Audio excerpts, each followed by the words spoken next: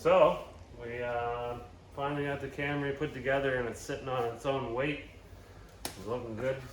It's kind of sitting high because it's missing a bunch of weight. The doors aren't on it. Yada yada yada. Interior's not on it.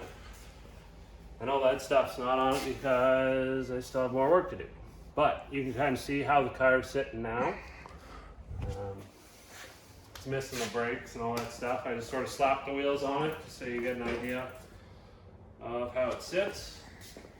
I still have to get the steering set up. And in order to do that, I'm going to need to lift the engine up. And I need to lift the engine up because the steering rack is running into the bottom of the engine. Normally with these, the way these engines are mounted, the steering rack usually sits in front of the engine. This one I'm running underneath, so there's really not a lot of space. What I'm gonna have to do is just get it up a bit higher.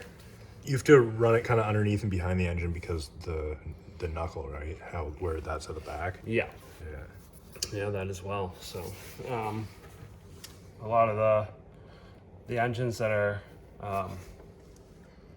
longitudinally mounted, they have a subframe that just goes across underneath of it that supports it, like straight across, and that allows room for the rack to go in front or behind the subframe. This one has like a box style frame, so I also have these side pieces of the subframe that the steering rack has to get around as well, so it's pretty tight. Got most everything in the back here underneath all patched up and got all my panels made. That ties the body into the Lexus section that I've cut out. I still got to go along and stitch this up and then put seam sealer over everything and then finally paint it up.